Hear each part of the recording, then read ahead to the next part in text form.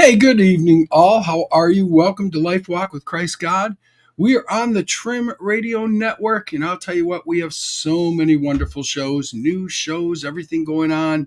Boy, Dora's on her show. She's getting rolling and excited about that. And I'll just tell you, it's absolutely wonderful.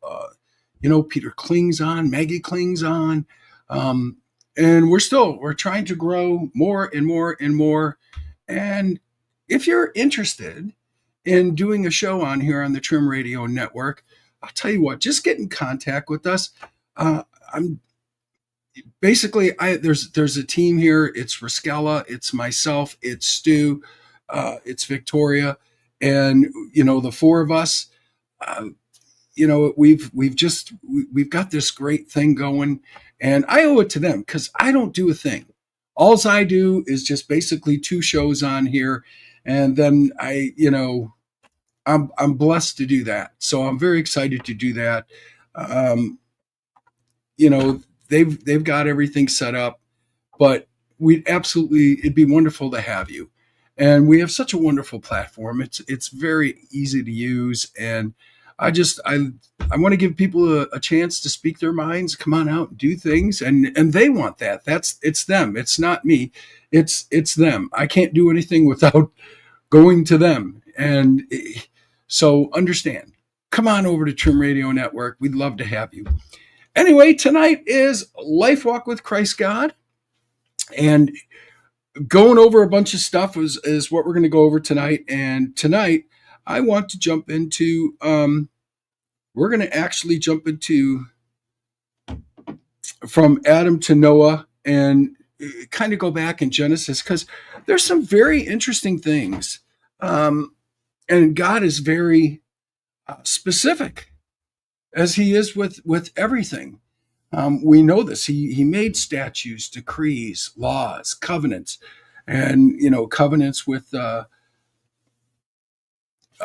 everyone. So his chosen ones, Moses, Noah, made a covenant with Adam, and he had everything in place.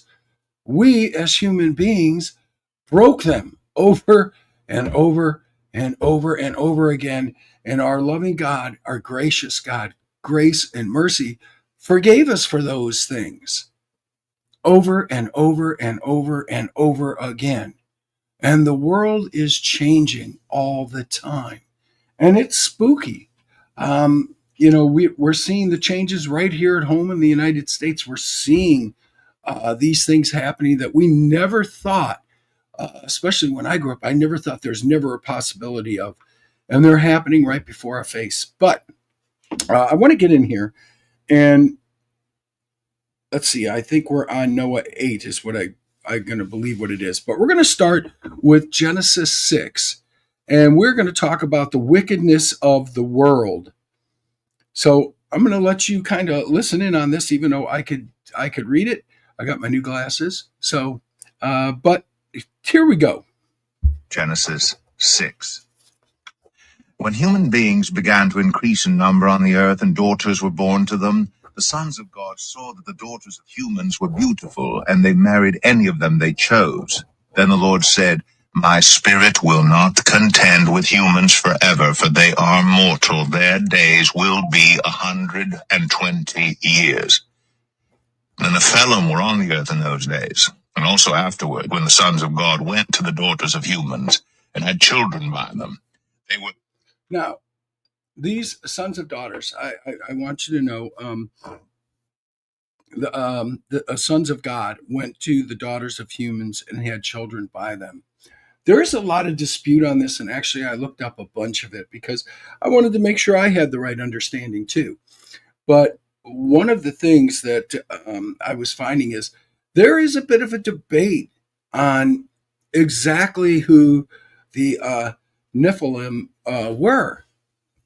Were they the fallen angels that rebelled against God? Were they the watchers? We know they were giants. Um, very, very interested in that. But God was not happy that they were doing this. And if you listen in, it's going to talk about, and I'm gonna read this myself a little bit. So the Nephilim were on the earth in those days, and also afterward. Notice he said afterward. So we're when we look at this, after what? After the flood. After before the flood, after the flood, absolutely. So here we go. When the sons of God went to daughters of humans and had children by them, they were the heroes of old, men of renown.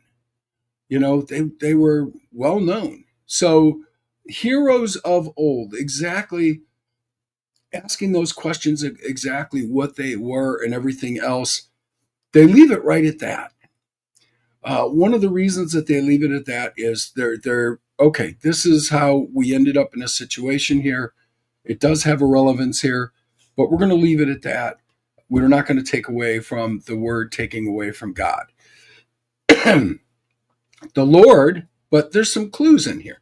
The Lord saw how great the wickedness of the human race had become on the earth, and that every inclination of the thoughts of the human heart was only evil all the time.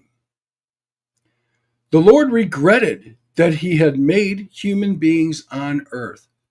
He's not saying, and if you listen, and the Bible is open to so many interpretations, the Lord regretted. Um, the Lord regrets how we behaved, that we are evil and that we have free will because of the sins that we do. Because every inclination of us is evil. And he says it right there. God doesn't make mistakes. So it's, oh, I made this mistake and now I regret it. No, it's there is a meaning there. The Father does not make mistakes. He is perfect. We make the mistakes. That's the regret. Watching how we're behaving, watching how we're sinning, that's the regret because of our actions and how it's defiled his perfect world. Understand that. I mean, God made the seventh day holy, and he kicked back. And people are like, he rested. You ever look back at something after you finish it and you just want to kind of kick back at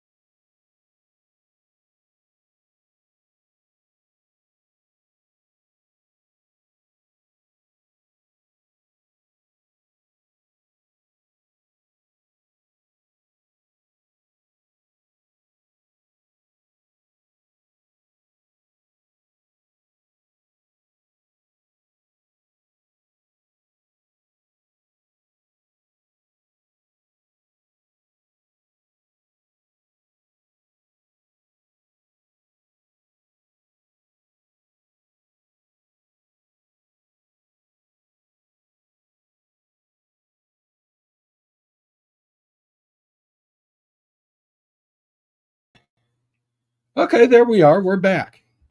All right, Victoria, I'm going to let you go. All right, bye. We are back, guys. I apologize for that. We got stuck in just kind of a nightmare thing going on here, and it's so now I have to go find everything all over again. And waiting for the phone to pick up everything has been kind of a nightmare for us. So let's get on here and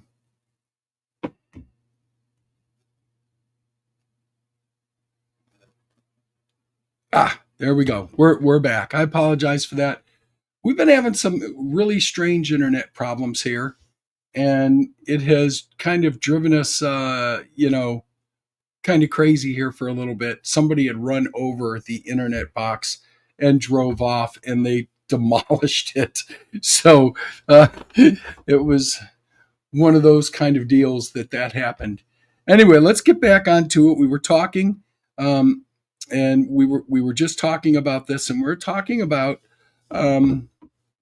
where it says God says that how great the wickedness of the human race had become, and that every thought, every inclination of the thoughts of the human heart was only evil all the time. So the Lord regretted that he had made human beings on earth. Listen to the phrase of what he says. The Lord regretted that he had made human beings on earth. Yeah, on earth. His world was perfect. And then he added man. And it wasn't that he made a mistake. It is our sins that he is regretting, how we're behaving while we're here on his perfect world. So a lot of people are like, well, if God's perfect, then how come he regretted it? It's people can take, and they have this, the Bible has in a few different spots where people can mistranslate, they can misunderstand it, they can, it's open to so much interpretation, but God does not make mistakes. That it's out of context of what is really what he is, what was stated here. He had made human beings on earth, and his heart was deeply troubled. Well, yeah, because we're not supposed to sin. We weren't. None of this was supposed to be to where we're sinning and we're troubling him. We're human beings. We're created in his image. The beautiful thing about that is that he loves us. We have free will, but we have used that free will and abused that trust. We have demolished that trust, starting with Adam, starting with the man. I mean, Adam wasn't Adam until Genesis 3:20. So, and a lot of people don't know that, the woman wasn't Eve until after she had already been deceived, beguiled by the serpent. When they were getting kicked out, Adam named her Eve, the mother of all living things. People don't understand that. And they'll sit here and they'll be like, no, it was Adam and Eve. No, it was not. It was Adam and the woman. And going through it, there was no apple. It was fruit. I can't say this enough. It never says apple. It says fruit. But the interpretation and what people say, oh, well, it could have meant apple. It doesn't matter if it could have meant that. It doesn't say that. So I think what you're seeing there is the same thing that we're seeing here with what is being interpreted and how. Anyway, so God says, I will wipe from the face of the earth the human race I have created, and with them the animals, the birds, the creatures that move along the ground, for I regret I have made them. But Noah found favor in the eyes of the Lord. This is the account of Noah and his family. Noah was a righteous man, blameless among the people of his time, and he had walked faithfully with God. Noah had three sons, Shem, Ham, and Japheth. Now the earth was corrupt in God's sight. God saw how corrupt the earth had become, for all the people on the earth had corrupted their ways. So God said to Noah, I'm going to put an end to all people, for the earth is filled with violence because of them. I am surely going to destroy both them and the earth. So make yourself an ark of cypress wood, make rooms in it, coat it with pitch inside and out. This is how you are to build it. Noah is 500 years old right now at this point. This is how you are to build it. The ark is to be 300 cubit foot long, 50 cubits wide and 30 cubits high. Make room for it, leaving below the roof for an opening 1 cubit high all around. Put a door on the inside of the ark and make lower, middle, and upper decks. I am going to bring floodwaters on the earth to destroy all life under the heavens. Every creature that has the breath of life in it, everything on the earth will perish. But I will establish my covenant with you, and you will enter the ark, you and your sons and your wife and your sons' wives with you. You are to bring into the ark 2 of all living creatures, male and female. Keep them alive with you. 2 of every kind of bird, every kind of animal, every kind of creature that moves along the ground will come to you to be kept alive. You are to take every kind of food that is to be eaten and store it always as food for you and for them. Noah did everything that God had commanded. Now, I'm going to go back just a little bit, but you notice, here's another covenant for man. Noah is keeping his covenant, okay? We know this. Noah's a good man. God says he's a good man. We know this. So we're gonna go backwards here because I want to make a point to you. At the very beginning of Genesis,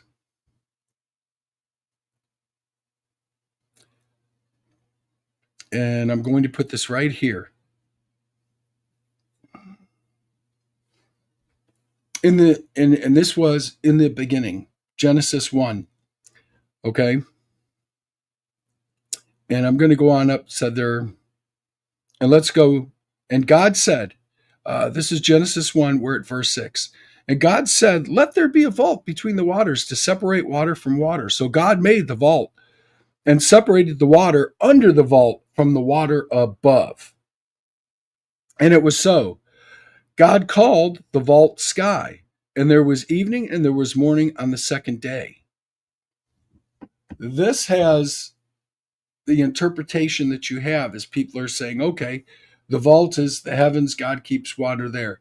God has storehouses for water, lightning, and everything. We know this because he says so. How do we know this? Because he says so in Job. But the water and the vault, one of the things that I am seeing about it that makes me wonder is we're finding that there is water. Scientists have found this, and we know this. And there's more water under the earth than above the earth. Way more. And here's the interesting place. And we know that God moved upon, what does it say earlier? But we know also that God moved upon, the earth was formless and empty. Darkness was over the surface of the deep. And the Spirit of God was hovering over the waters. Interesting right there. So now that we went to 6, let the water under the sky be gathered to one place, and let dry ground appear under the sky. So this is giving us a clue about there is a vault under the earth and a vault above the earth. And we're hearing that because we can see it here. Let the water under the sky be gathered to one place, and let the dry ground appear, and call the dry ground land. The reason that I'm saying this, let land produce vegetation, seed-bearing plants and trees, and let the land that bear fruit with seed in it, according to this various kinds. And it was so. The land produced vegetation. But we know, okay, and plants bearing seed according to their kinds, trees bearing fruit with seed in it according to their kinds, and God saw that it was good. It happened. It happened right then. It happened. Let there be lights in the vault of the sky to separate the day from the night, and let them serve as signs to mark sacred times, days, years. Let them be the lights in the vault of the sky to give light on the earth. And it was so. God made two great lights, the lesser light and the greater light. Okay, so the interesting thing is that coming up now, and I want to show you this, and it's really, really interesting. God did not create rain yet to water the plants, yet they were created.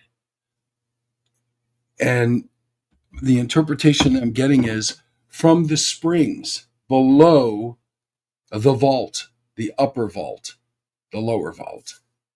And now we're going to go right back to Noah here. And he has said this. And we're going to Noah 8.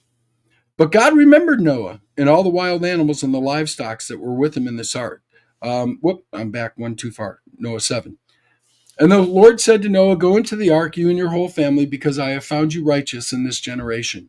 Take with you 7 pairs of every kind of clean animal, a male and its mate, and 1 pair of every kind of unclean animal, a male and its mate, and also 7 pairs of every kind of bird, male and female, to keep their various kind alive.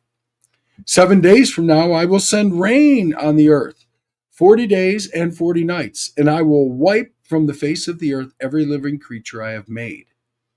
Now, Noah did this. Noah did all the Lord had commanded him.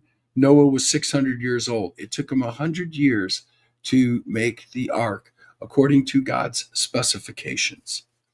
And the flood waters came on the earth, and Noah and his sons and his wife and his sons' wives entered the ark to escape the waters of the flood. Pairs of clean and unclean animals, of birds, and of all creatures that move along the ground, male and female, came to Noah and entered the ark. God has said this multiple times all throughout the Bible. Male and female, he created them.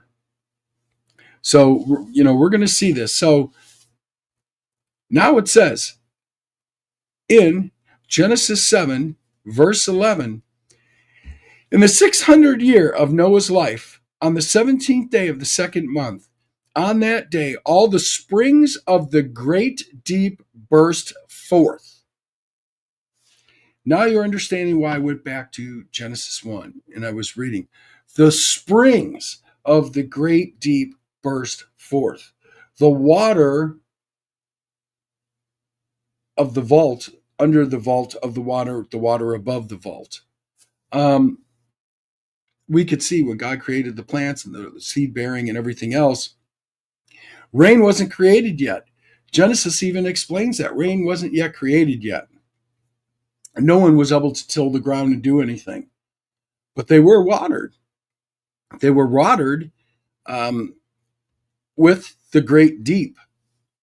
So now we're seeing here in Noah, which verifies that for us. That's the one thing I love about the Bible. It reproves itself all through all the books, and it's just wonderful. And when you peel back all the layers, you're seeing more and more and more.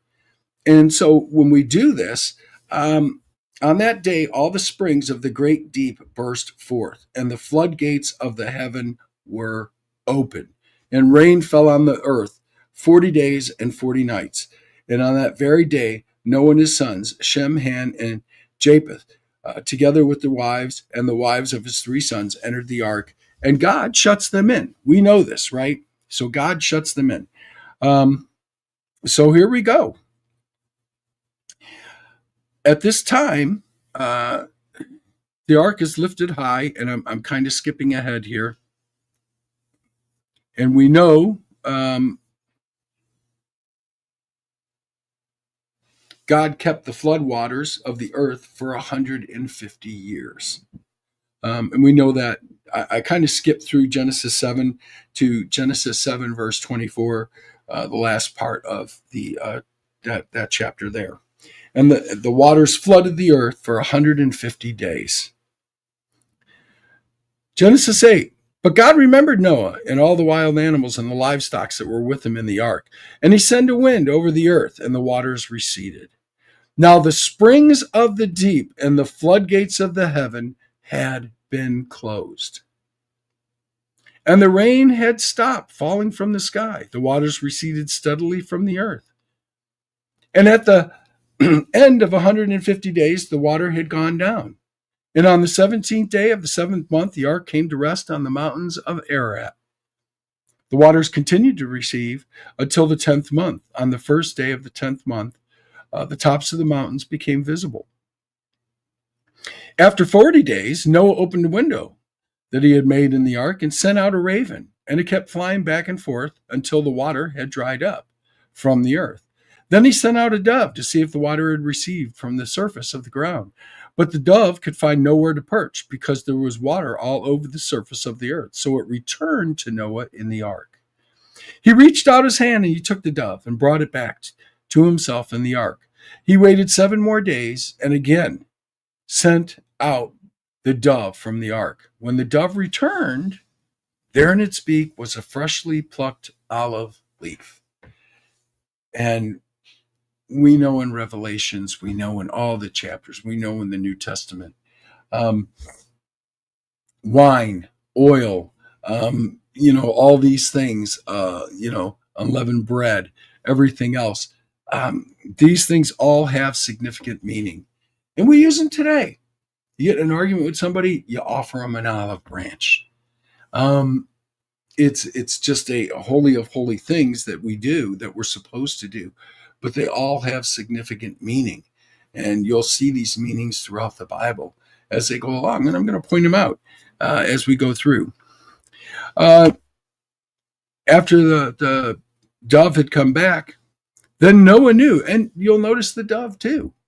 I mean, when the Holy Spirit came down upon Christ as he was being baptized, he said, I watched the heavens open and the dove come down. The Holy Spirit come down like a dove upon him. So the significance and everything that we're going to see, there's so much to tie in, and there's so many levels of the Bible. You keep peeling back and peeling back and peeling back. And it's just amazing the different things that you will see every time that you read it and you experience it. And then you discover that, wow, this really is the greatest love story of all. And it's factual and true. So anyway, by the first day of the first month of Noah's 601st year, the water had dried up from the earth. Noah then removed the covering from the ark and saw the surface of the ground was dry. By the 27th day of the 2nd month, the earth was completely dry. Then God said to Noah, come out of the ark, you and your wife and your sons and their wives, and bring out every kind of living creature that is with you, the birds, the animals, and all the creatures that move along the ground, so they can multiply in the earth, be fruitful, and increase in number on it. So Noah came out with his sons, his wife, his sons' wives, all the animals, all the creatures that move along the ground, all the birds, everything that moves on the ground came out of the ark, one kind after another. Then Noah built an altar to the Lord. Taking some of the clean animals and clean birds, he sacrificed burnt offerings on it.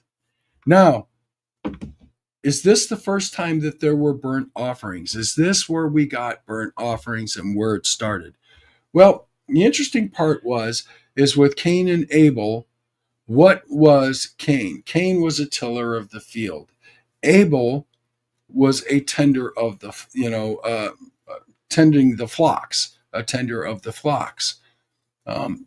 Abel's gift to God was the fatling of the firstborn flocks. Cain made an offering too, but God didn't accept Cain's offering. He accepted Abel's, and of course, we got into why. Why are you downcast? Why are you angry about this? If you do good, you can expect good things to happen. If you don't do good, you put sin at the door. And if you follow through with it, sin will enter into your life, which we know now that it did. So as we're looking at this, we're seeing these things unfold. Was it burnt offerings that Abel gave? It didn't really say. It just said what the offering was to the Lord. But we know for sure here with Noah that it was a burnt offering. So the Lord smelled the pleasing aroma and said in his heart, never again will I curse the ground because of humans, even though every inclination of the human heart is evil from childhood, and never again will I destroy all living creatures as I have done. Well, that begs to ask, why would he say that? Because everything is already done. It's all perished. It's all dead, right? I mean, it's all gone. He doesn't have to worry about every inclination of the human heart is evil from childhood. And never again will I destroy all living creatures as I have done. The living creatures that caused the sin was us. So why would that need to be said? Well, it's real simple. Human hearts, even Noah, even Noah's offspring, and other creatures, of course we know and we believe that the watchers were here after the flood too.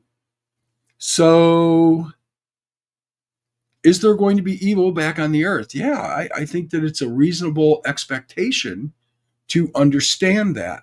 And people always challenge and say, no, it's not. This is where the Bible caves in upon itself from the great flood. But it doesn't. And we're going to find out right now why.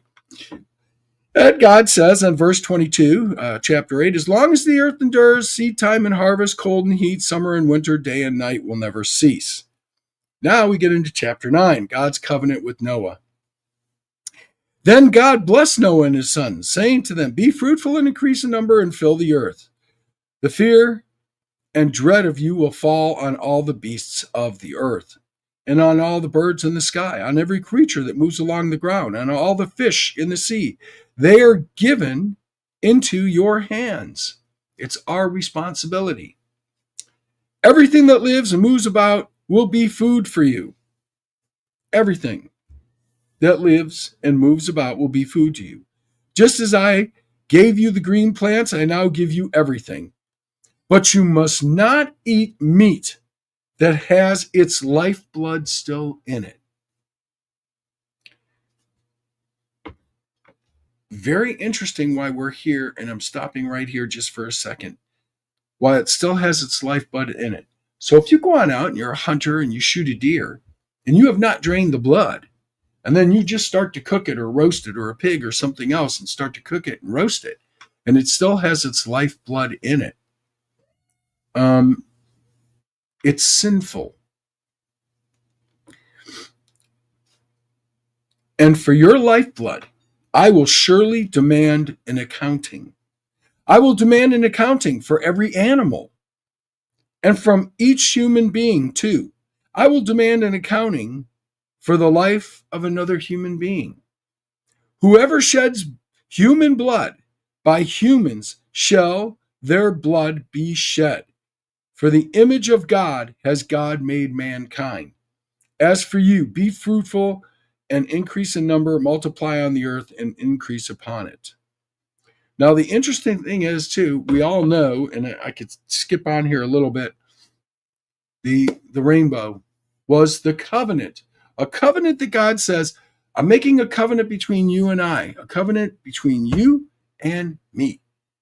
But the interesting part of the blood and why he's going to do an accounting is go forward. Now let's go way forward here, and we're going to get on up into Christ's time. And Christ, his blood being shed. And of course, we have in John where it says on down, the water and the blood are all in agreement, and it's very interesting because the accounting is coming is Christ coming again. There's an accounting to be had, and understand that Christ came and bore our sins. And I don't think that people really understand the ramifications of that. But we took him out, and there was still lifeblood in him. So it's very interesting, but all this ties together. The cross references are amazing. Then God said to Noah and his sons with him, "Now I establish my covenant with you and with your descendants after you, and with every living creature that was with you, the birds, the livestock, the animals." And you notice it's all inclusive. People have asked me, and I've given them my interpretation of this, that do dogs go to heaven? Do birds go to heaven? Do all the animals go to heaven? Yes. Why make a covenant with them if they don't? It'd be kind of a moot point, would it not? Why even save them? Why even build an ark to carry them? I mean, obviously we didn't need animals to survive. God gave us, as we saw in early Genesis 1, seed-bearing plants, plants for meat, and he says it, for meat. Why save them? Well, it's simple. The earth is a living entity. The animals, the people, we all live together. We are all part of this giant root system. And the root and the tree is God. It's all together. And that's just how it is. That's why he makes a covenant. I am making a covenant with you, your descendants after you, and with every living creature that was with you, the birds, the livestock, and all the wild animals, all those that came out of the ark with you, every living creature on earth. I will establish my covenant with you. Never again will all life be destroyed by the waters of a flood. Never again will there be a flood to destroy the earth. God's promise. Rainbow isn't just for us, it's for everything. It's us, it's everything. And God said, "This is a sign of the covenant I am making between me and you and every living creature with you, a covenant for all generations to come." Every creature. And I think we miss that. We are so arrogant. We are so that we forget about the importance of the animals, the importance of everything going on. And he's very clear about it. I mean, just right on out there. And the rainbow, whenever I bring clouds over the earth and the rainbow appears in the clouds, I will remember my covenant between me and you and all living creatures of every kind. And he's every single time God is saying this, he's also including the creatures. And I think that's important to remember. We do have a responsibility to the entire world. This isn't just about mankind and humanity. This is about everything. So God said to Noah, "This is the sign of the covenant I established between me and all life on earth." Now, he didn't say me and you. Me and all life on earth. Again, restating it. Dun, dun, dun, dun. So it's very interesting what we're seeing. And where does sin come back into the picture? We keep asking ourselves, where is this happening? Well, let's take a look at the first glimpse of it. Noah, a man of soil, proceeded to plant a vineyard. When he drank some of its wine, he became drunk and lay uncovered in his tent. Now, this is Genesis 9, and we're on verse 20, and we're going to keep going through. And now we're on verse 22. Ham, the father of Canaan, saw his father naked and told his two brothers outside. But Shem and Japheth took a garment and laid it across their shoulders. When they walked backward and covered their father's naked body, their faces were turned the other way, so they would not see their father naked. They avoided what they knew was sinful. Because what does it do? It produces lust, everything, just everything, idolatry, everything. And of course, there it starts. There's a spark. There we go. When Noah awoke from his wine, and found out what his youngest son had done to him, he said, "Cursed be Canaan, the lowest of slaves will he be to his brothers." He also said, "Praise be to the Lord, the God of Shem. May Canaan be the slave of Shem. May God extend Japheth's territory. May Japheth live in the tents of Shem. And may Canaan be the slave of Japheth." After the flood, Noah lived 350 years. Noah lived a total of 950 years, and then he died.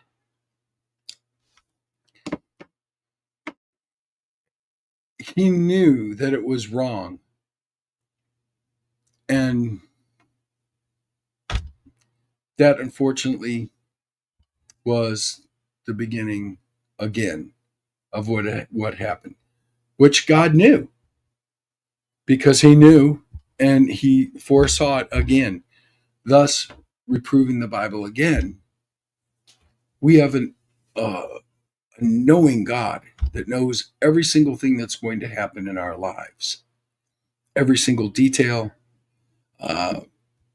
every single thing that's going to go on in our lives.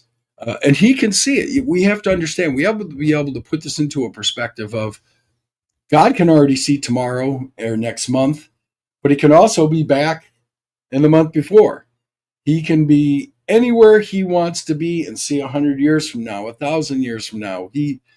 All of this, the scriptures have to be fulfilled. He's outside time, space, and I'm sorry, my eye's itching here. He's outside time, space, and he doesn't need to be locked in anywhere. He can be anywhere at any given time. Sitting with all of us, sitting with one of us, sitting as we're Lucifer, Satan, cannot. He can only be one place at one time. And we know this. So it's very time, space, and matter.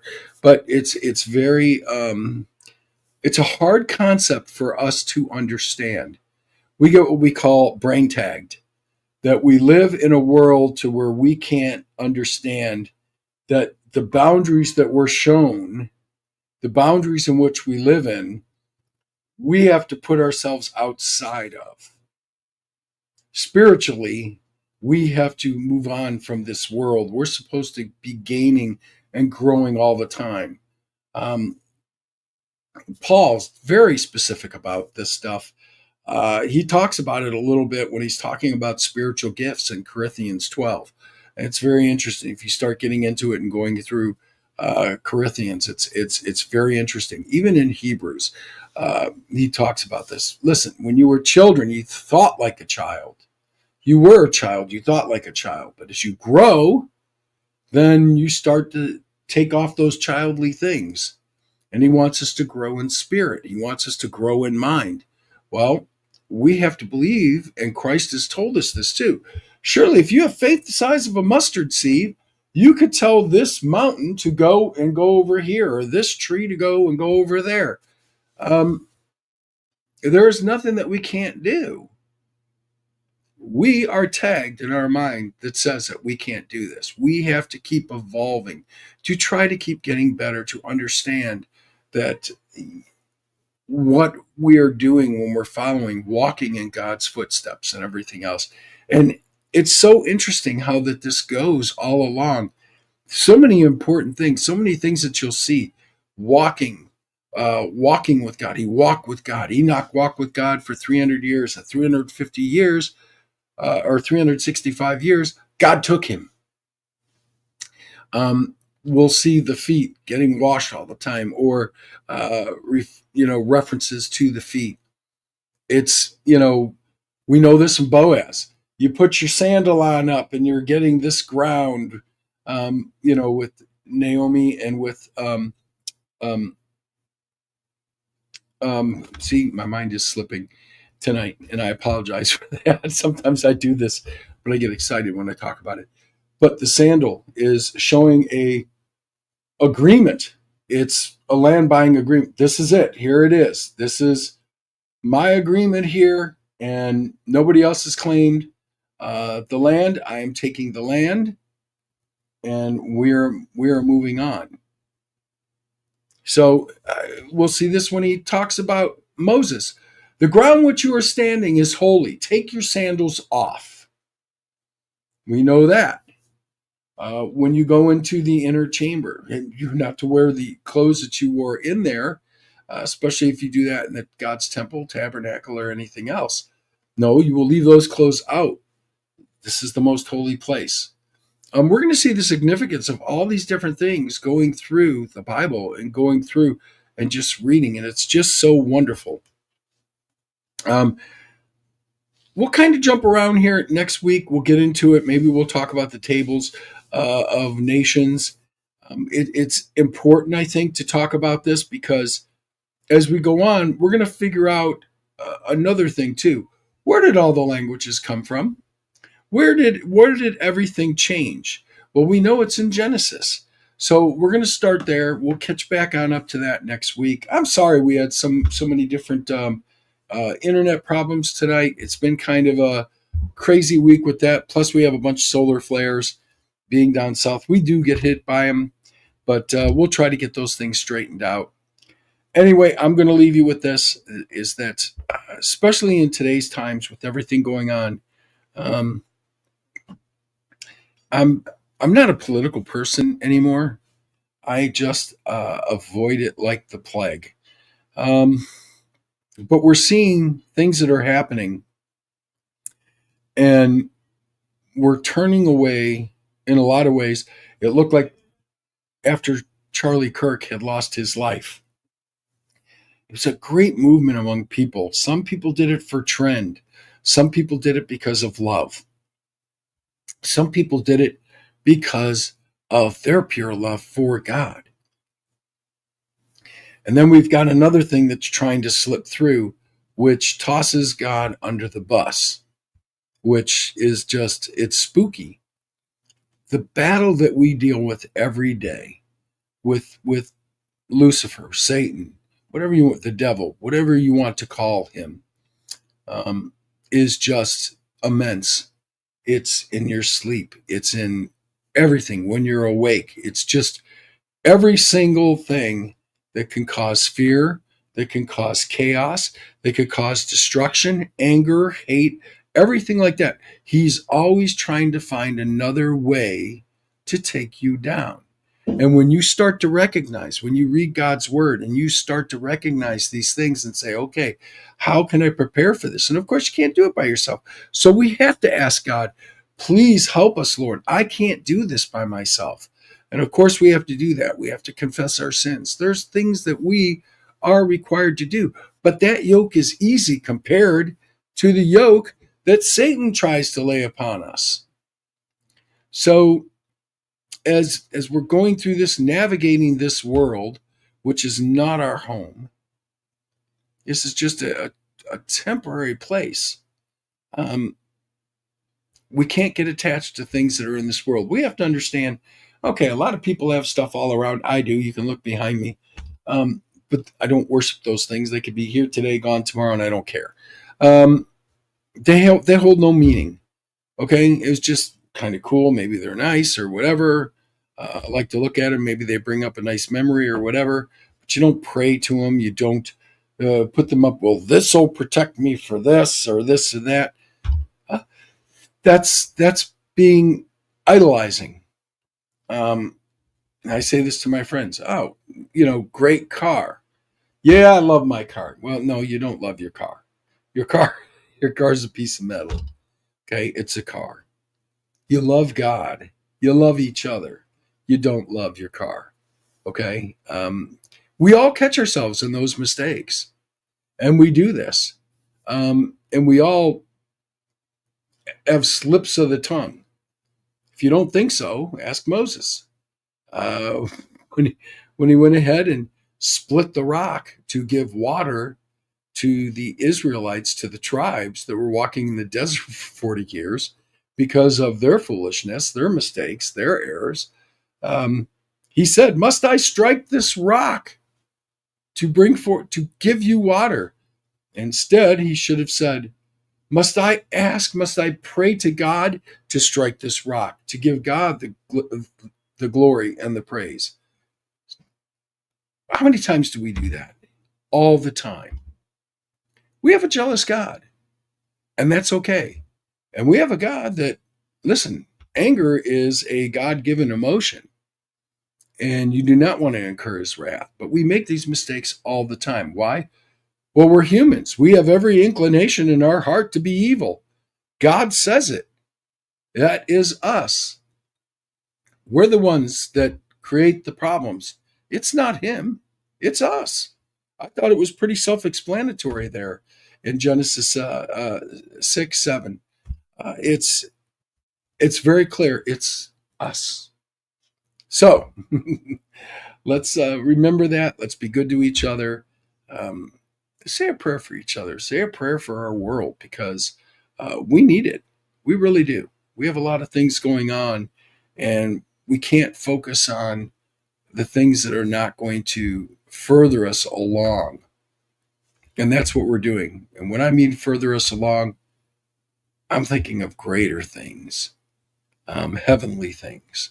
So we don't get caught up here. But anyway, I wish you much love. You guys take care. God bless. And we'll catch up next week, okay? Don't forget the rest of the good shows that are on the Trim Radio Network coming up. I know tonight is with Stu Shear, Live, Laugh, or Whatever. And, of course, tomorrow night is Offsides, college football's top 25 plus 5 with Kalen, or with John and Kalen, the host there. I'm just there to I make jokes and have fun there. And then don't forget that afterward is Peter Kling's Revelations is coming on. So Pete's a great guy. I like Pete. Anyway, I hope you enjoy. You guys take care. God bless.